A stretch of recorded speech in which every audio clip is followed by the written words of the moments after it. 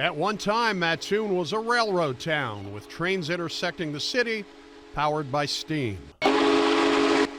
Among the companies running rail through Mattoon were the Cleveland, Cincinnati, Chicago, and St. Louis, also known as the Big Four and owned by the New York Central, along with the Illinois Central.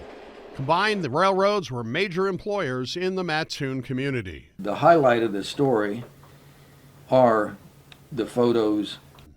Chris Sertic is the Mattoon Public Library History Center curator.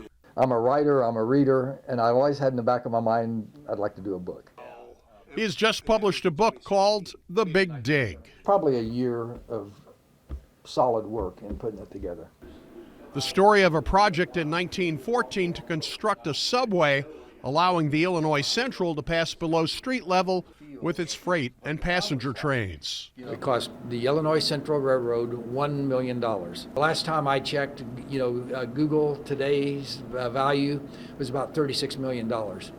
Trains in Mattoon constantly cross paths at street level. In 1911, there was a major wreck, which created a catalyst for the subway to be constructed. The Illinois Central engineer was trying to run the crossing. He was trying to beat the New York Central Big Four train, and they collided right in the intersection, and it flipped the Big Four locomotive over, and the engineer was in the cab of the locomotive, and he was crushed to death.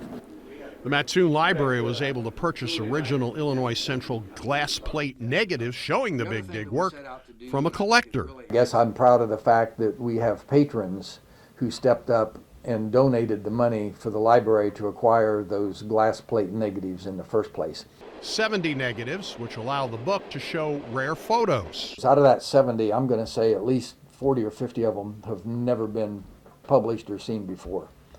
Digging the subway through Mattoon required steam shovels, the technology of 1914. So altogether, the steam shovels made about 6 passes through the ditch to get it all opened up. I'm standing at street level. How deep was the Big Dig? Well, the tracks and passenger train platform are 27 feet below. Where was the Illinois Central passenger train station going to be located? It came just a few years later. They were unsure really until they got in the final retaining walls and got all that done. They were unsure exactly where they were going to be able to plant the depot. The Illinois Central Depot still stands and is operational today, handling Amtrak passengers.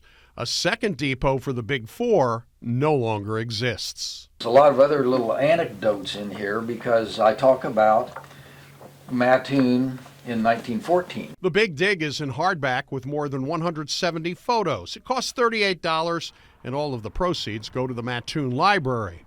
As for the subway, it is still very active to this day, handling freight and Amtrak service. In Mattoon, Doug Wolfe, WAND News.